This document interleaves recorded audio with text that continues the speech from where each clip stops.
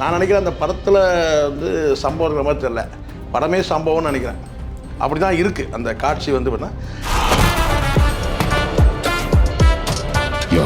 நம்ம வண்டியை தொட்டிருக்கான். அண்ணாச்சி வந்து கரெக்டாக வந்து பயன்படுத்தியிருக்கிறாருன்னு சொல்ல முடியும். அண்ணாச்சியும் வந்து வேறு லெவலில் வந்துட்டார். ஏதாவது கேட்டால் இந்த 2K கிட்ஸ்ன்றீங்களே நீங்கள் தான், ஜென்சி கிட்ஸ்ன்றீங்களா, அந்த கிட்ஸுக்கு அந்த லெவலுக்கு வந்துட்டார்.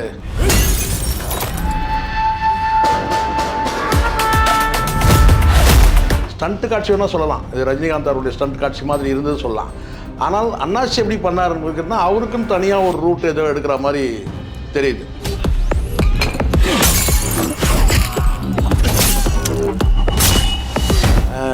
இந்த சிம்பு, தனுஷ் வகைராக்கள், சிவகார்த்திகே இந்த வகைராக்கள்லாம் வராங்களே, அதில் நிற்பாங்களா, நிற்பாரா அப்படின்னு சொல்லி கேட்குறேன். நிற்கிறதோட அடையாளம் தான் இந்த கிளிம்ஸு. நீ என்ன பெரிய ஹீரோவா? தாமாடா. ஒரு மனிதன் எப்படி வாழக்கூடாதுன்றதுக்கு அந்த அண்ணாச்சி, இந்த நம்ப அண்ணாச்சி வந்து லெஜண்ட் சரவணன் வந்து ஒரு மனிதன் எப்படி வாழணுன்றதுக்கு ஒரு உதாரணம்.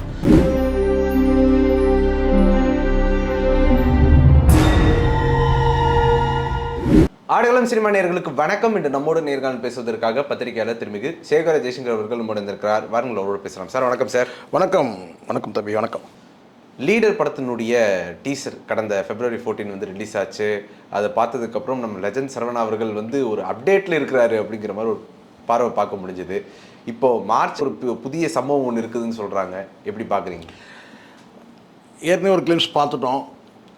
அதில் வந்து மிகப்பெரிய ஏமாற்றம் எல்லாருக்கும் என்னென்னா, அண்ணாச்சி படம் வருது, கலாய்க்கலான்ற ஒரு முடிவோட ஒரு கும்பல் இருந்தது இல்லையா? ஒரு கும்பல் இல்லை, பல கும்பல் இருந்தது. அவர் சரியாக ரியாக்ஷன் கொடுக்க தெரியல. ஆமாம், அதாவது என்னென்னா, லெஜண்ட் படம் வரும்போது அன்னைக்குள்ள சூழல், அண்ணாச்சியோட முதல் படம் அது. ரெண்டாவது அதை தாண்டி இன்னொன்று என்னென்னா, கொரோனா பீரியடு. அதில் நடித்த சில நடிகர்கள் வந்து பார்ட்டிசிபேட் பண்ண முடியாத, விவேக் உட்பட சொல்கிறேன், பார்ட்டிசிபேட் பண்ண முடியாத சூழல்.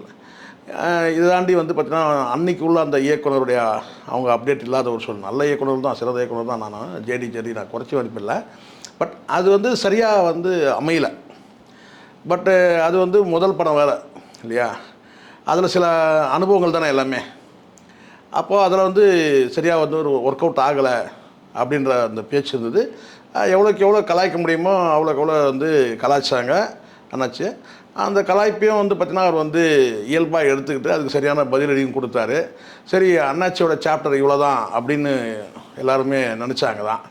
ஆனால் இப்படி ஒரு லீடர் மாதிரி ஒரு படத்தை இப்படி எடுத்து இப்படி ஒரு சம்பவம் பண்ணுவார்னு சொல்லி நான் நினைக்கிறேன். அந்த படத்தில் வந்து சம்பவங்கிற மாதிரி தெரியல, படமே சம்பவம்னு நினைக்கிறேன். அப்படி தான் இருக்குது அந்த காட்சி வந்து பண்ணால். யாருமே வந்து என்ன சொல்கிறேன், ஒரு நெகட்டிவ் கமெண்ட்ஸ் ஏதாவது தேடுறதா இருக்குது. அந்த படத்தில் நெகட்டிவ் கமெண்ட்ஸ் வந்து ஏதாவது இது வந்து அண்ணாச்சி தானா இது அப்படின்னு ஒரு சந்தேகம் முதல்ல ஃபஸ்ட்டு. ஏன்னா வேறு லெவலில் பெர்ஃபார்மன்ஸ் கொடுத்துருக்காரு. அதில் வந்து வரக்கூடிய அத்தனை வீடியோலையும் நான் கமெண்ட்ஸ் போய் பார்த்தேன். யாராவது ஒருத்தர் நெகட்டிவாக வந்து இருந்தாக்கா, ஒரே ஒருத்தர் கூட வந்து எனக்கு தெரிஞ்சு ஒரு டீசருக்கு ரஜினி கமல் படம் கூட வந்திருக்கு. நான் ஏதோ உயர்வாக சொல்லணுன்றதுக்காக சொல்லலை. அதுலேயும் கூட பார்த்தீங்கன்னா அப்படி ஜிக்ஸாக்காக வரும் கமெண்ட்ஸு. ரஜினி ரசிகர்கள் கூட ஒருத்தர் 2 பேர் கேட்டால் வந்து எங்கள் தலைவர் மாசு, உங்கள் தலைவர் மாசு அப்படி வருது. ஆனால் இதில் வந்து அப்படி கேட்டால் வந்து ஏற்கனவே வந்து ஒரு படத்தில் நெகட்டிவ் கமெண்ட்ஸ் நிறைய கொடுத்து அந்த படத்தை வந்து கிட்டத்தட்ட காலி பண்ணான்னு கூட சொல்ல முடியும். அந்த அளவுக்கு தான் நெகட்டிவ் வந்து ஓவராக பண்ணாங்க. ஆனால் இதில் வந்து ஒரே ஒரு நெகட்டிவ் கமெண்ட்ஸ் கூட இல்லாமல் இருந்தது. யாருமே பார்க்குறவங்க எல்லாருமே வந்து பார்த்தீங்கன்னா வேறு லெவலில் இது வந்து பெர்ஃபார்மன்ஸ், அண்ணாச்சியோட பெர்ஃபார்மன்ஸ் இருக்கட்டும். துரை செந்தில்குமார்ன்ற அந்த இயக்குனருடைய வந்து ஏற்கனவே ஒரு 5 படம் உங்களுக்கு தெரியும் நினைக்கிறேன். காக்கி சட்டை, கருடன் உட்பட பல 5 படங்கள் எடுத்து, இதில் 6வது படம் இது. வேறு லெவலில் வந்து காட்சிப்படுத்தியிருக்கிறாரு. அண்ணாச்சி வந்து கரெக்டாக வந்து பயன்படுத்தியிருக்கிறாருன்னு சொல்ல முடியும். அண்ணாச்சியும் வந்து வேறு லெவலில் வந்துட்டார். ஏதாவது கேட்டால் இந்த 2K கிட்ஸ்ன்றீங்களே நீங்கள் தான், ஜென்சி கிட்ஸ்ன்றீங்களா, அந்த கிட்ஸுக்கு அந்த லெவலுக்கு வந்துட்டார். அப்படி தான் நம்ம பார்க்கணும். ஆனால் இறங்கி அடிப்பார் போல இருக்குது தான் பார்க்குறது. அத்தனை பேருக்குமே கொஞ்சம் ஷாக்கு தான் எல்லாருக்குமே. நான் சொல்கிறது நாட் ஓன்லி ஆடியன்ஸ், சினிமா வட்டாரத்திலே டாக் வேறு மாதிரி ஓடுது இது. ஏன்னா இது வந்து அண்ணாச்சி தான் இந்த அளவுக்கு பெர்ஃபார்மன்ஸ் கொடுக்குறாருன்னும் போது பார்த்தீங்கன்னா ஏற்கனவே இந்த தெரியும்ல, இந்த தனுஷ், சிம்பு வகைராக்கள் இருக்குது இல்லையா, இந்த 2K கிட்ஸுகளை வந்து உள்ளங்கையில் வச்சுருக்கிறவங்களா, அவங்களுக்குலாம் கொஞ்சம் கலக்கம் தான் உண்மையிலே. ஏன்னா இதை எதிர்பார்க்கல யாரும், இப்படி ஒரு பெர்ஃபார்மன்ஸ் பண்ணுவாருன்றதை வந்து யாருமே எதிர்பார்க்கவே இல்லை. அப்படி பார்க்கும்போது நம்ம ஏற்கனவே உங்களுக்கு தெரியும் நினைக்கிறேன், அந்த ஜெயிலர் படத்தில் வந்து ரஜினி அவர்களுடைய அந்த ஸ்டண்ட் இருக்குது பார்த்தீங்களா, ரஜினி அவர்கள் ஸ்டண்ட் இருக்கும் ஜெயிலர் படத்தில் சரி, அதுக்கு முன்னே இந்த கூலி படத்துலையும் சரி, அந்த மாதிரி ஒரு ஸ்டைலில் வந்து இதில் நம்ம பார்த்தோம். அண்ணாச்சியோட அந்த முகபாவனை இதெல்லாம் வேறு லெவலில் யாரையும் ஒப்பீடு பண்ண முடியாத அளவுக்கு தான் இருந்தது. இது யார் மாதிரின்னு சொல்லி யோசிப்போம் இல்லையா. ஸ்டண்ட் காட்சி வேணால் சொல்லலாம், இது ரஜினிகாந்த் அவருடைய ஸ்டண்ட் காட்சி மாதிரி இருந்தது சொல்லலாம். ஆனால் அண்ணாச்சி எப்படி பண்ணாருன்னு அவருக்குன்னு தனியாக ஒரு ரூட் ஏதோ எடுக்கிற மாதிரி தெரியுது. இப்போ வன்முறை காட்சிகளை எந்த இடத்துலையுமே ஆதரிக்காத திரு சேகர் ஜெயசங்கர் அவர்கள் இந்த படத்தில் மட்டும் வன்முறை காட்சிகள் வரும்போது அதை எப்படி பார்ப்பாரு? நான் உங்களுக்கு தெரியும், நான் இந்த துப்பாக்கி இந்த கத்தி இதெல்லாம் பயன்படுத்தி கடந்த முறை நான் நல்லா நோட் பண்ணியிருக்கீங்க தெரியுது. நான் கடந்த காலத்தில் நான் வந்து பேசியிருக்கேன். ஆனால் உங்களுக்கு தெரியும் இந்த மெஷின் கன் வச்சு சுடுறதெல்லாம் இருக்குது, இந்த AK-47 அதில் வந்து பார்த்தீங்கன்னா விக்ரம் 2ல் கமல் வந்து நிறைய உங்களுக்கு தெரியும்ல, நிறைய கன் வச்சு கடைசி கிளைமேக்ஸ் தான். உண்மையிலே அந்த படத்துக்கு உண்மையிலேயே இந்த கத்தி வச்சு வெட்டுற காட்சி தேவைன்னா அந்த காட்சி வைக்கலாம், சரிங்களா. இப்போ உதாரணத்துக்கு தேவர் மகன் எடுத்துங்க, கமல் படமே சொல்கிறேன். தேவர் மகனில் வந்து பார்த்தீங்கன்னா அந்த கத்தி அவர் உயரம் சைஸ் இருக்கும், யார் கமலோட உயரம் சைஸ் இருக்கும், அந்த கத்தி இருக்கும். அந்த கத்தி வந்து அந்த அவர் எடுக்கணுன்ற எண்ணம் கிடையாது, வன்முறையை கையில் எடுக்கணுன்ற எண்ணம் கிடையாது. ஆனாலும் வந்து அந்த வில்லன் பாத்திரத்தில் நாசருடைய அந்த உந்துதல் மூலமாக வேறு தவிர்க்க முடியாமல் அந்த கத்தியை எடுக்கிற மாதிரி ஒரு காட்சி இருக்கும், நீங்கள் பார்த்துருப்பீங்க. அதே மாதிரி தான் விக்ரம் 2லேயும் வந்து அந்த மெஷின் கன் வச்சு எல்லாரையும் அந்த ஷூட் பண்ணுற மாதிரி இருக்கு இல்லையா, அது வந்து அந்த காட்சிக்கு தேவைன்னா அது வந்து கண்டிப்பாக வந்து பயன்படுத்தலாம். ஆனால் சில நேரங்களில் வந்து பார்த்திங்கன்னா வந்து கத்தியை நம்பியே படம் எடுக்கிற சில இயக்குநர்கள் நம்ம பார்க்கும்போது அப்போ நம்ம அதை எதிர்க்கிறோம். வன்முறை காட்சி இந்த இடத்துல வந்து இந்த ஸ்டண்ட்டு காட்சி தேவையா? தேவை தானே. இப்போ நம்மளே ஒரு ஆபத்து வரும்போது பார்த்தீங்கன்னா நான் வன்முறையை நான் நாடவே மாட்டேன்னு சொல்லிட்டு எதுவுமே பண்ணாமல் இருக்க முடியாதுல்ல. சேகுவாரா சொன்ன வார்த்தையே அதுதான், அநீதியை கண்டு உன் மனம் கொதிக்குமானால் நீ என் தோழன்னு சொன்னார் சேகுவாரா சொன்னது. அப்போ இந்த சேகுவாரா மட்டும் என்ன ஒரு எதிர்ப்பை காட்டணும்னா அந்த இடத்துல வந்து தவிர்க்க முடியாத சூழ்நிலையில் வந்து நம்ம வந்து ஆயுதத்தை எடுக்கிறதுல வந்து தப்பு கிடையாது, அடிக்கிறதுல தப்பு இல்லை, ஆயுதத்தை எடுக்கிறது தப்பு கிடையாது. அதனால நீங்கள் வந்து எப்படியோ என்ன அப்படியே காந்தியவாதி அப்படிலாம் நீங்கள் நினச்சிடாதீங்க. ரத்தம் தெறிக்க வருது சீன்ஸ் அப்படி இல்லை. ரத்தம் தெறிக்க காட்சினா இந்த படத்தில் இது தேவைன்னா அது பண்ணலாம். இப்போ நான் இந்த காட்சி நான் ஏன் வந்து ஆதரிக்கிறேன், இந்த கிளிம்ஸ் காட்சியில் இருக்கேன்னா குழந்தைய வந்து காப்பாற்றணும். அப்போ இந்த காட்சி அப்படி தான் டிசைன் பண்ண தான் நான் பார்க்குறேன். ஒரு சின்ன ஒரு கிளிப்ஸ் தான் வச்சுக்கலாம். அந்த காட்சி வந்து பார்த்திங்கன்னா எனக்கு எடுக்கப்பட்ட விதம், அண்ணாச்சியோட பெர்ஃபார்மன்ஸ் வந்து பார்த்திங்கன்னா வேறு லெவலில் இருக்குது. அப்போ படம் அடுத்த கட்டமாக நமக்கு அந்த படம் இந்த ஒரு துளி படம் தான். இப்போ ஏற்கனவே வந்து துரை செந்தில்குமார் எடுத்த படங்கள் நம்ம பார்த்துருக்கோம். அந்த படங்கள் எல்லாமே வெற்றி படங்கள் தான், எதுவுமே வந்து அப்படி ஈஸியாக சொல்லிட முடியாது. அப்படி இருக்கும்போது இந்த காட்சியை நம்ம பார்க்கும்போது பார்த்தீங்கன்னா இந்த காம்போ ஒர்க் அவுட் ஆகும் கண்டிப்பாக. அது கூட தெரியாமையாக வந்து அண்ணாச்சி முதல்ல ஃபஸ்ட்டு வந்து அண்ணாச்சி ஒரு பெரிய ஹீரோன்றத விட பெரிய வியாபாரி. அவர் என்ன அடுத்த படத்துக்கும் சேர்த்து நான் அட்வான்ஸ் பண்ணிட்டேன்றாரு. அந்த நிகழ்ச்சியில் நீங்கள் பார்த்தீங்களா, நீங்கள் தானே இருந்தீங்க அன்றைக்கி நம்ம உட்காந்து பார்க்கும்போது. இந்த அடுத்த படத்துக்கும் நான் அட்வான்ஸ் பண்ணி அவரை புக் பண்ணிட்டேன்னு சொல்கிறாருன்னா அப்போ பார்த்துங்க, அப்போ நான் இதுதான் காம்போ வந்து கரெக்டாக ஒர்க் அவுட் ஆகிருக்குன்னு அர்த்தம் இல்லையா. ஸோ அதனால் வந்து தேவைன்னா வன்முறை காட்சிகள் இருக்கலாம். ஆனால் முழுக்க வன்முறையே படத்துக்கும் வந்து வன்முறைக்கும் தொடர்பே இல்லை. ஒரு காலத்தில் உங்களுக்கு தெரியுமாங்க, 4 ஸ்டண்ட்டு 2 ஐட்டம் டான்ஸு, இது இதான் அந்த கவர்ச்சி டான்ஸுன்னு ஐட்டம் டான்ஸ் சொல்லுங்கள் நீங்களாம். இது கரெக்டாக தானே சொல்கிறேன், அந்த ஐட்டம் டான்ஸ் நீங்கள் தானே சொல்லுவீங்க, கவர்ச்சி. அப்போ நான் சொல்கிறதா இருக்குல்ல, அந்த கவர்ச்சி நடனங்களை வச்சு அதை நம்பியே படம் எடுத்த காலகட்டம் ஒன்று இருக்க தானே செய்யுது இல்லையா. அதனால் எனக்கு வந்து என்னென்னா இந்த ஸ்டண்ட்டு காட்சி இப்போ அவர் அண்ணாச்சி பண்ண அந்த சம்பவம் இருக்குல்ல, அது வந்து பார்த்திங்கன்னா படத்தில் நிறைய சம்பவங்கள் இருக்கலாம், படத்தோட கனெக்ட் ஆகிறது ஒன்று இருக்குல்ல. வன்முறை காட்சிகள்லாம் நீங்கள் வந்து கருடன் படத்தில் கூட பார்த்தீங்கன்னா அவர் தம்பி சரியாக வச்சுருப்பார், துரை செஞ்சிருப்பார். இந்த இடத்துல இந்த வன்முறை காட்சி வந்து பார்த்திங்கன்னா வந்து திணிக்கிற மாதிரி இல்லாமல் படத்தோடு சேர்ந்து அது பயணிக்கணும் அந்த வன்முறை காட்சி. அதனால் அதெல்லாம் வந்து தப்பு ஒன்றும் கிடையாது. நீங்கள் என்ன ரொம்ப நீங்கள் ஒரு அகிம்சாவாதி நினச்சிட்டிங்க போகுது இல்லை, தோற்றம் அந்த மாதிரி தெரியுது போல இருக்கும். அடுத்த சம்பவம் காத்துட்ருக்குன்னு சொல்கிறாங்களே, அது எப்படி இருக்க போகுது? அதுதான் நானும் கூட ஆவலாக, உங்களை மாதிரி தான் நானும் ஆவலாக இருக்கிறேன். இன்றைக்கி இந்த சப்ஜெக்ட் நம்ம பேசுவோமானே தெரியல, ஆனால் நானும் என் மனசில் ஓடிட்டு தான் இருக்குது. ஏன்னா அண்ணாச்சி அன்றைக்கி வந்து அறிவிக்கும் போது சொல்லிட்டாரு. அதுக்கப்புறம் ஆடியோ லஞ்ச் இருக்குனாரு, ஏப்ரலில் படம் ரிலீஸ் ஆகிறத கூட அந்த பிளான் சொல்லியிருந்தார் இல்லையா, அடுத்தடுத்த ஸ்டெப்பு. ஆவலோடு பார்த்துட்டு பார்ப்போம். பார்த்துட்டு மறுபடியும் உட்காருவோம், இதே இடத்துல வந்து உட்காந்து அண்ணாச்சி செய்த சம்பவங்களை நம்ம பார்ப்போம். லெஜண்ட் சரவணா அவர்கள்ட்ட ஒரு கேள்வி வைக்கிறாங்க. அதாவது உங்களுடைய படத்தில் வந்து இந்த போதை கலாச்சாரத்தை ப்ரொமோட் பண்ணுற மாதிரியான காட்சிகள் இருக்கும், அதாவது மது புகை இந்த மாதிரியான காட்சிகள்லாம் வந்துட்டு படங்கள்லாம் வைக்கிறாங்களே, உங்களுடைய படத்தில் அந்த மாதிரிலாம் காட்சிகள் இருக்கா அப்படின்லாம் கேள்வி வைக்கிறாங்களே, அதெல்லாம் எப்படி பார்க்குறது சார்? இல்லை, அதுதான் அவருக்கு உடனே பதில் சொல்லிட்டார்ல. அப்போயே ஷார்ட் அண்ட் ஸ்வீட்டாக ஒரு பதில் சொல்லிட்டார். என்னென்னா, என் படத்தில் வந்து அந்த மாதிரியான காட்சிகள் வந்து இருக்காது. நான் தனிப்பட்ட முறையிலையும் எனக்கு அந்த பழக்கங்கள், சிகரெட் பிடிக்கிறதோ மது அருந்ததோ பழக்கம் கிடையாது.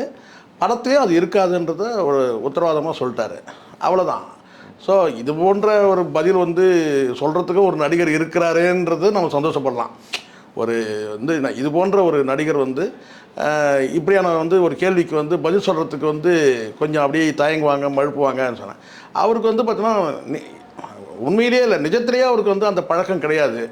நிஜ வாழ்க்கையிலேயே சினிமா வாழ்க்கையிலே அது மாதிரி எதுவும் வந்து நான் வச்சுக்க மாட்டேன்னு சொன்னார். இப்போ நிஜத்தில் வந்து சில பேர் இல்லாதவங்க கூட சினிமாவுக்காக வாயில் சிகரெட் பிடிக்கிற மாதிரி காட்சிகள், மது அருந்துற மாதிரியான காட்சிகள்லாம் வந்து நிஜத்தில் இருக்காது, ஆனால் சினிமாவில் வைப்பாங்க. சரிங்களா? காட்சிக்காக ஆக்ட் பண்ணான்ற மாதிரி. இவரும் நிஜத்திலே எனக்கு அந்த பழக்கம் கிடையாது, சினிமாவிலையும் அது இருக்காதுன்றத ஒரு வந்து உத்தரவாதமாக சொல்கிறார்ல, அதுக்கு ஒரு துணிச்சல், கட்ஸ் வேணும்ல அதுக்கு உண்மையிலே. அந்த வகையில் நம்ம பாராட்டலாம் உண்மையிலே. இப்படி கூட வந்து ஏன்னா எம்ஜிஆர் உங்களுக்கு தெரியும்னு நினைக்கிறேன். எம்ஜிஆர் அவர்கள் வந்து ஒரு காட்சி கூட அப்படி இருக்காது. அப்படியே ஒரு காட்சி ஒரே ஒரு படத்தில் இருந்து நினைக்கிறேன், ஒரு மது அருந்துற மாதிரி ஒரு காட்சி, சிகரெட் பிடிக்கிற மாதிரி ஒரு காட்சி. அந்த காட்சி ரொம்ப ரொம்ப பழைய படம் வந்து அவர் சிகரெட் பிடிச்சிட்டு வரா மாதிரி ரோட்டில் நடந்து வரா மாதிரி ஒரு காட்சி எம்ஜிஆருடைய படத்தில். ரோட்டில் வந்து பழைய படம், ரொம்ப பழைய படம், சிகரெட் பிடிக்கிற காட்சி. அப்படி அந்த ஒரு காட்சி வந்து நம்ம இணையத்திலே நான் பார்த்தேன், சிகரெட் பிடிச்சி ரோட்டில் வர மாதிரி காட்சி. இன்னொரு காட்சியில் வந்து பார்த்தீங்கன்னா ஒரு டபுள் எம்ஜிஆர் இருப்பார். தைரியமாக சொல் நீ மனிதன் தானான்னு சொல்லி ஒரு பாட்டு இருக்கா இல்லையா, மது. அதில் வந்து பார்த்தீங்கன்னா ஒருத்தர் வந்து மது அருந்துற மாதிரியும், ஒருத்தர் வந்து அவர் மனசாட்சி வந்து வெளியே வந்து திட்டுற மாதிரி ஒரு பாட்டு கூட வரும் இல்லையா, தைரியமாக சொல் நீ மனிதன் தானா. அந்த நான் பாடின நல்லா இருக்காது, அதனால் அந்த மாதிரி ஒரு வரி வரும். ஸோ இது ஒரு அதாவதுன்னா மதுவை வெறுக்கிற மாதிரியான, விரும்புகிற மாதிரியான ஒரு எம்ஜிஆரும், அதை வந்து வெறுக்கிற மாதிரியான ஒரு எம்ஜிஆரும் அப்படி வச்சு கூட வந்து காட்சி வருது. அந்த வகையில் வந்து லெஜண்ட் சரவணன் வந்து எதுவுமே வந்து கிடையாது, நிஜத்துலேயும் கிடையாது, படத்துலேயும் கிடையாது, இது உத்தரவாதமாக சொல்லிட்டாரு. அதுதான் நம்ம பார்க்கணும். இப்போ தமிழ் திரைக்களம் அப்படிங்கிறது வேற மாதிரியான ஒரு திசை நோக்கி போய்கிட்டு இருக்குது. இப்போது விஜய்க்கு அடுத்து, அதாவது அஜித்துக்கு அடுத்து யார் யாரெல்லாம் வராங்கன்னா, சிவகார்த்திகேயன் வராங்க, இப்படின்னு ஏகப்பட்ட நடிகர்கள் வராங்க. அந்த மாதிரியான இடத்துல இவர் எப்படி நிலையாக நிற்பார் அப்படிங்கிற ஒரு கேள்வி வைக்கிறாங்க. அது அந்த சந்தேகம் உங்களுக்கு ஏன் சார்? அவருக்கு வந்து கான்ஃபிடென்ட். முதல்ல நான் நினைக்கிறேன் என்னன்னா, அண்ணாச்சி இந்த அண்ணாச்சி ஏற்கனவே ஒரு அண்ணாச்சி, ஒரு மனிதன் வந்து நீங்கள் கேட்டிங்கல்ல, ஒரு பழக்க வழக்கம்லாம் கேட்டிங்கல்ல, அதனால எனக்கு யோசனை வருது. ஏற்கனவே ஒரு அண்ணாச்சி எப்படி வாழக்கூடாதுன்றத நமக்கு ஒரு லெசன் எடுத்துகிட்டு போனார், ஒரு பாடம் கொடுத்துட்டு போயிட்டார் நம்ம கையில். ஏற்கனவே ஒரு அண்ணாச்சி, அந்த எந்த அண்ணாச்சி உங்களுக்கு தெரியும், இந்த இடத்துல சொல்ல வேண்டாம். அது ஒரு அண்ணாச்சி வந்து எப்படி நம்ம வாழக்கூடாதுன்றதுக்கு ஒரு பாடமாக எடுத்துகிட்டு போயிட்டார். பாடம் தான் அவர், சரிங்களா? கொச்சப்படுத்த வேண்டாம், ஒரு பாடம். நம்ம இப்படி வாழணுன்றதுக்கு வந்து கண்ணதாசன் அவர்கிட்ட போய் பேசும்போது அதை ஒரு படமாக கூட எடுத்திருந்தாங்கல்ல. ஆமாம், அது ஒரு படம் இருந்து கண்ணதாசனே சொன்னாராம். என்னன்னு கேட்டிங்கன்னா, ஒரு மனிதன் எப்படி வாழக்கூடாதுன்னு சொல்கிறதுக்கு எனக்கு தகுதி இருக்குது. எப்படி ஒரு மனிதன் எப்படி வாழக்கூடாதுன்னு சொல்கிறதுக்கு எனக்கு தகுதி இருக்குது. காரணம் என்ன, நான் எப்படியெல்லாம் வாழக்கூடாதோ நான் அப்படி வாழ்ந்துட்டேன், அதனால் எனக்கு அந்த தகுதி இருக்குது. அப்போ இன்னொருத்தருக்கு யாருக்கு அந்த தகுதி இருக்குன்னு கேட்டிங்கன்னா, ஒரு மனிதன் எப்படி வாழணுன்றதுக்கு ஒரு சில பேர் பாடமாக இருக்கிறாங்க. சரியா? நம்ம அதை எப்படி வேணால் நம்ம எடுத்துக்கலாம். அப்போது ஒரு மனிதன் எப்படி வாழக்கூடாதுன்றதுக்கு அந்த அண்ணாச்சி, இந்த நம்ம அண்ணாச்சி வந்து லெஜண்ட் சரவணன் வந்து ஒரு மனிதன் எப்படி வாழணுன்றதுக்கு ஒரு உதாரணம். அதுதான் அவர் இந்த பழக்க வழக்கத்தில் வந்து போல்டாக சொல்கிறார். நெஞ்ச நிமித்தி சொல்கிறதுக்கு காரணமே என்னன்னா இதுதான். என்னை கூட ஒரு தடவை கேட்டாங்க, நீங்கள் வந்து ஃபோனில் வந்து ஒரு இயக்குனர் தான், சினிமா இயக்குனர் தான், ஒரு பெரிய பட்ஜெட்டில் ஒரு படம் கொடுத்தவர். அதுவும் சாதாரண இயக்குனர் கிடையாது. அவர் தலை படத்தை இயக்குனர், தலையோட படத்தை, தலைனா யார், அஜித். அது அஜித்தோட படத்தை இயக்குனர் தான். அவர் கேட்டார், இந்த மாதிரி சார் நீங்கள் வந்து உங்கள் ஃபோன் நம்பர், அதான் அந்த டிபி இருக்கு இல்லையா, டிபியில் வந்து ஐ லவ் மை ஒய்ஃப்னு போட்டிருக்கீங்க, இது மாதிரி வைக்கிறதுக்கு கூட ஒரு தைரியம் வேணும், இது மாதிரி வைக்கிறதுக்கு கூட ஒரு தைரியம் வேணும். இல்லைன்னா சார் இருக்குது. ஆனால் நான் இப்போ வைக்கிறேன், இது ஒரு 15 வருஷமாக இருக்காது, ஒரே ஃபோன் 15 வருஷமாக அவன் வந்து ஃபோன் நான் மாற்றாமல் இருக்கிறதே வந்து நேர்மையாக இருக்கிறது தான். நேர்மையாக இருக்கிறவங்க தான் ஃபோனை மாற்ற மாட்டான். நேர்மையில் தான் அடிக்கடி ஃபோனை மாற்றிட்டே இருப்பான். அப்போ நான் என்ன கேட்டேன்னா வந்து இது ஒரு 15 வருஷமாக நான் வச்சுருக்கேன் சார். எப்போ ஃபோன் நம்ம வாங்கினா எப்போ டிபி வச்சுன்னா அந்த அந்த வார்த்தை இருக்குது, அந்த வார்த்தையை வச்சுருக்கேன், ஐ லவ் மை ஒய்ஃப்னு. அது உண்மையும் கூட அப்படின்னா உண்மை தான் அது. அப்படி இருக்கும்போது நான் இல்லை சார் இதை வைக்கிறது கூட ஒரு துணிச்சல் வேணும்னு சொன்னது எதுக்குன்னா, பல பேர் அதை வைக்க முடியாது. அவங்களுக்கு மனசாட்சி உறுத்தலாம், அல்லது யாராவது ஒருத்தர் பார்த்தீங்கன்னா இவன் பார்த்தீங்கன்னா இதை வச்சுருக்கானே, இவன் எப்படிப்பட்ட ஆள் தெரியுமா அப்படி சொல்லுவாங்க இல்லையா. அது தைரியமாக நீங்கள் வச்சுருக்கீங்கன்னு சொன்னார்னு வச்சுங்களேன். இப்போ இது எதுக்காக இதை சொல்கிறேன்னா, நான் ஒழுக்கமானவன் சொல்கிறதுக்கே ஒரு தைரியம் வேணும் முதல்ல. இப்போ அண்ணாச்சி சொல்கிறாரு, என்ன சொல்கிறாருன்னா, எனக்கு மது பழக்கம் கிடையாது, சிகரெட் பிடிக்க பழக்கம் கிடையாதுன்னு. சப்போஸ் அவர் மறைவாக ஏதாவது செய்கிறதா இருந்தாலோ அல்லது வேறு யாருக்காவது தெரிஞ்சிருந்ததுன்னா அதை சொல்ல முடியாதுல்ல. இப்போ நானே இருக்கிறேன், யாரோ ஒரு பொம்பளையை பார்த்தீங்கன்னா கூட வச்சுட்டு சுற்றிட்டு இருக்கிறேன்னு வச்சுங்களேன். ஃபோனில் ஐ லவ் மை ஒய்ஃப்னு வச்சுட்டு இவன் கண்ட பொம்பளையோட சுற்றி இருக்கிறானோ, அப்போது எனக்கும் அது மனசாட்சி உறுத்தும். அதே சமயத்தில் ஒரு பயமும் வரும், ஐயோ யாராவது ஒருத்தர் சொல்லிடுவாங்கன்னு சொல்லிட்டு. அதனால் அதுக்கு ஒரு துணிச்சல் வேணும். நான் ஒழுக்கமானவன்னு சொல்கிறதுக்கு ஒரு துணிச்சல். அதை தான் நான் ஒரு தடவை நான் பேசும்போது சொன்னேன். ஜூலியஸ் சீசர் சொன்னது என்னென்னா, உன் தகுதியை நீயே உறக்க சொல், வேறொருவனுக்காக காத்திருக்காது. அவன் சொல்ல மாட்டான், இது நீ ஒழுக்கமான அவன் சொல்ல மாட்டான். முதல்ல உனக்கு தைரியம் வேணும் நான் ஒழுக்கமானவன்னு சொல்கிறதுக்கு. உன் தகுதியை நீயே உறக்க சொல். அந்த வகையில் அண்ணாச்சி சொல்கிறாரு, எனக்கு பீடி சிகரெட்டு இந்த வெத்தலை பாக்கு இந்த லொட்டு இதெல்லாம் கிடையாதுன்றாரு. இந்த போதை சமாச்சாரம் இதெல்லாம் கிடையாது, நிஜத்துலேயும் கிடையாது, படத்துலேயும் கிடையாது. அதுக்கும் துணிச்சல் வேணும். நிஜத்தில் இல்லைன்னு சொல்கிறது துணிச்சல் வேணும். படத்தில் என்னால் முடியாதுன்னு சொல்கிறது துணிச்சல் வேணும். ஏன்னா இயக்குனர் சொல்லுவார், சார் நீங்கள் இதை பிடிக்கணும்னு சொல்ல முடியுமா? ஏன்னா படத்தில் தயாரிப்பாளர் அவரே. வேறு இன்னொருத்தர் வந்தாலும் பார்த்தீங்கன்னா இதான் கண்டிஷன், ஏன்னா படத்தில் சிகரெட்டு பீடி இது இந்த போதை சமாச்சாரம்லாம் என்னை பண்ண சொல்லக்கூடாது. அதை தான் இப்போ முன் அறிவிப்பாக சொல்கிறாரு. அப்போ இதுக்கு ஒரு தில்லு வேணும்ல. அப்போ அண்ணாச்சி தில்லாக தான் இருக்கிறாருன்றது தான் ஒரு இது ஒன்று. அப்புறம் இங்கே ஒன்று கேள்வி கேட்டிங்க, என்னென்னா இந்த நடிகர் சிம்பு தனுஷ் வகைராக்கள் சிவகார்த்திகே இந்த வகைராக்கள்லாம் வராங்களே, அதில் நிற்பாங்களா நிற்பாரா அப்படின்னு சொல்லி கேட்குறீங்க. நிற்கிறதோட அடையாளம் தான் இந்த கிளிம்ஸு. நிற்கிறதோட அடையாளம் தான், நின்றுட்டாருன்னு கூட சொல்ல முடியும். ஏன்னா வேறு லெவலில் அதை நம்ம பார்த்தோம். ஒன்று. ரெண்டாவது இன்னொன்று நான் சொல்கிறேன், அண்ணாச்சி இந்த அண்ணாச்சி நம்ம லெஜண்ட் சரவணன் அண்ணாச்சி பொறுத்த வரைக்கும் இந்த அண்ணாச்சின்ற வார்த்தையே என்ன தெரியுங்களா? அண்ணாச்சின்ற வார்த்தை எனக்கு தெரிஞ்சது நான் சொல்கிறேன். இந்த அண்ணாச்சின்ற வார்த்தைக்கு அர்த்தமே பொருளே என்னென்னா, அன்பு, தன்னம்பிக்கை, உழைப்பு. இது மூணும் தான் இந்த அண்ணாச்சியோட அடையாளம்.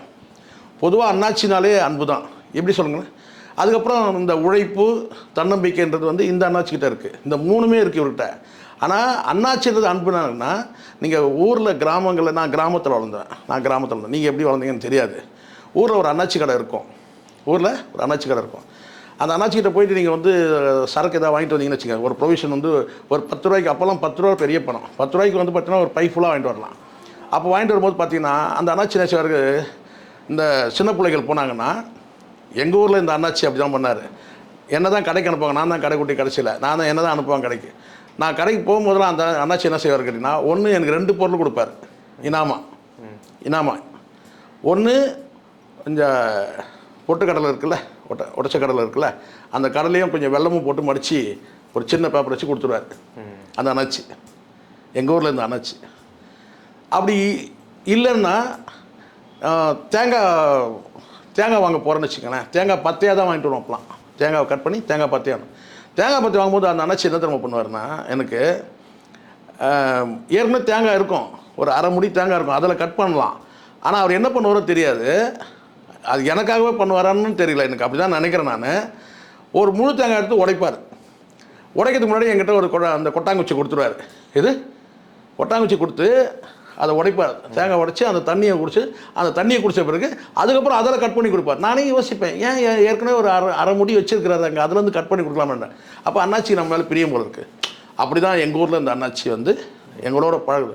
அந்த ஊரில் ஒரு அண்ணாச்சி கடை இருக்கும். அந்த அண்ணாச்சி பார்த்திங்கன்னா எல்லார் மீதும் ஒரு அன்பு செலுத்தக்கூடியவங்க தான் இருப்பாங்க. சரிங்களா? இல்லாத சூழ்நிலை கூட போய் கடன் கேட்டால் முகம் சொல்லிக்காமல் கொடுக்குற பல அண்ணாச்சிகள் நான் பார்த்துருக்குறேன். ஸோ அந்த வகையில் எனக்கு இந்த அண்ணாச்சிகள் மீது எனக்கு ஒரு ஈடுபாடு தான். அதனால் நீங்கள் சொல்கிறீங்க இல்லையா, அவர் நிற்பாரா உட்காருவாரான்லாம் கேட்குறீங்கல்ல, நான் ரொம்ப ஸ்ட்ராங்காக நம்பிக்கையோடு சொல்கிறேன். நான் இந்த படத்தை பார்த்த பிறகு எனக்கு புலப்பட்டது என்னன்னு கேட்டிங்கன்னா, அடுத்தடுத்து அண்ணாச்சி வேறு லெவல் சம்பவம் பண்ண போகிறாருன்றது தெளிவாக தெரியுது எனக்கு. அது எனக்கு ஒரு நம்பிக்கை இருக்குது. அதனால் இங்கே ஒரு விஷயம் நல்லா புரிஞ்சுக்கணும். சினிமா என்பது நம்ம காலகாலமாக நான் இதை தவிர்க்க முடியாமல் சொல்கிறேன். கலைக்கு என்னங்க நீங்கள் இப்படி ஒரு கண்ணோட்டம் பார்க்குறீங்கன்னு நீங்கள் சொல்லுவீங்க. நீங்கள் என்னை திட்டினாலும் கூட பரவாயில்ல. நம்ம காலகாலமாக நம்ம தமிழ் சினிமா பார்த்திங்கன்னா, ஒன்று வெளி மாநிலத்திலேருந்து வரக்கூடிய, நான் சொல்கிறது தமிழர் அல்லாதவங்கள தான் உச்சத்தில் நம்ம கொண்டு போய் வச்சு நம்ம கொண்டாடுறத பார்த்துருக்கோம். நம்ம யாரையும் குறிப்பிட்டு நான் சொல்லலை. சொன்னால் நீங்கள் நெகட்டிவான பார்வையாக இருக்குன்னு நீங்கள் என்ன சொல்லுவீங்க. எனக்கு அந்த பார்வை இல்லை. ஆனால் தமிழ்நாட்டில் அது ஆளக்கூடியவங்களா, எதை ஆளக்கூடியவங்களாக இருக்கட்டும், அது கலையை ஆளக்கூடியவங்களாக இருக்கட்டும் அல்லது தமிழ்நாட்டை ஆளக்கூடியவங்களாக இருந்தாலும் ஒரு சான்ஸ் தமிழனுக்கு தான் கொடுத்து பாருங்களேன். எது திறமை இருக்கிறவங்களுக்கு கொடுங்கன்றேன். இப்போ அண்ணாச்சி திறமையை காட்டுறாருன்னா அது அங்கீகரிச்சு தானே ஆகணும். அது நம்ம மறுக்க முடியாதுல்ல, எதையாவது ஒரு காரணம் சொல்லி, இல்லையா? அதனால் எனக்கு அவர் நிற்பாரா, அவர் நீடிப்பாரா அப்படிலாம் கிடையாது. எனக்கு நம்பிக்கை இருக்குது. அந்த கான்ஃபிடென்ட் எப்படின்னு கேட்டிங்கன்னா, அவர் இந்த பெர்ஃபார்ம் பண்ணுறதை வச்சு சொல்கிறேன். சரிங்களா? மக்கள் பொறுத்த வரைக்கும் நல்லா ஒன்று புரிஞ்சுங்க. மக்கள்கிட்ட எதையும் திணிக்க முடியாது, யாரையும் திணிக்க முடியாது. மக்கள் தான் முடிவு பண்ணணும். இவர் நிற்பாரா நிற்க மாட்டார். உழைப்பு கொட்டலாம். அண்ணாச்சி உழைப்பு கொட்டுவார். லெஜண்ட் சரவணன் உழைப்பு கொட்டுவார். மக்கள் தானே தீர்மானிக்கிறாங்க. அன்றைக்கி எப்படி லெஜெண்டுக்கு பார்த்தீங்கன்னா, லெஜெண்ட் படத்துக்கு எல்லாமே நெகட்டிவாக இருந்துச்சு. எல்லாமே நெகட்டிவ் இல்லை, அது திட்டமிட்டு கூட பண்ணியிருக்கலாம் சில பேர். அதுக்கு ஆனால் அதுக்கு கேலி கிண்டல்லாம் வந்துச்சு. அதுக்கு எல்லாத்துக்கும் அவர் பதில் கொடுத்தாரு. ஆனால் ஆல்மோஸ்ட் ஒரு 60-70% மேலே பார்த்தீங்கன்னா நெகட்டிவ் கமெண்ட்ஸ் குவிச்சாங்க. இதுக்கு வரலையே. அப்போது அதான் நம்ம அண்ணாச்சி லாங்குவேஜில் சொன்னால் இறங்கி அடிக்க தயாராகிட்டாருன்றது சொல்ல ஒன்று. ரெண்டாவது, நான் பார்த்த வரைக்கும் இப்போ ரசிகர் மன்றங்கள் ஒரு பக்கம் உருவாகிட்டு இருக்கிறதுனால அண்ணாச்சிக்கும் ரசிகர் கூட்டம் ஒரு உலகளாவிய லெஜண்ட் சரவணனுடைய இந்த நற்பணி ரசிகர் மன்றம்னு ஒரு அமைப்பு தொடங்கியிருக்கிறாங்க. நான் பார்த்தேன், சில போஸ்டர்லாம் பார்த்தேன் வழியில். அப்போது ஏதோ கொஞ்சம் அடுத்த லெவலுக்கு இறங்குறாரு, ஏதோ ஒரு என்டர்டெயின்மெண்ட்டுக்காக, ஒரு பெரிய வியாபாரி, பெரிய தொழிலதிபர், ஏதோ ஒரு பொழுதுபோக்குக்காக பண்ணுறாரு அப்படின்னு நம்ம சொன்னோம். அந்த பொழுதுபோக்குக்கு அவர் ஏற்கனவே சொல்லிட்டார். அவர் எனக்கு வியாபாரம் தான், அந்த மீட்டிங்கில் சொல்கிறாரு, எனக்கு தொழில் வியாபாரம் தான் எனக்கு முதல் முக்கியம், அடுத்தது தான் இது சொல்கிறாரு. ஆனாலும் அதில் ஒரு இன்வால்மெண்ட்டோடு இறங்கியிருக்கிறாருன்னு தெரியுது. ஒரு என்டர்டெயின்மெண்ட்டு கிடையாது, நமக்கு என்டர்டெயின்மெண்ட் உண்மையிலேயே. ஆனால் அவர் பொறுத்த வரைக்கும் அந்த சினிமாவில் பார்த்தீங்கன்னா கொஞ்சம் இன்டெப்த்தாக இறங்கியிருக்கிறார். கொஞ்சம் இல்லை, நல்லாவே இன்டெப்த்தாக இறங்குறாருன்றது நமக்கு தெளிவாக தெரியுது. உங்களுடைய நேரத்தை ஒதுக்கி எங்களோட கருத்தில் பந்தமைக்கு நன்றி சார். நன்றிமா.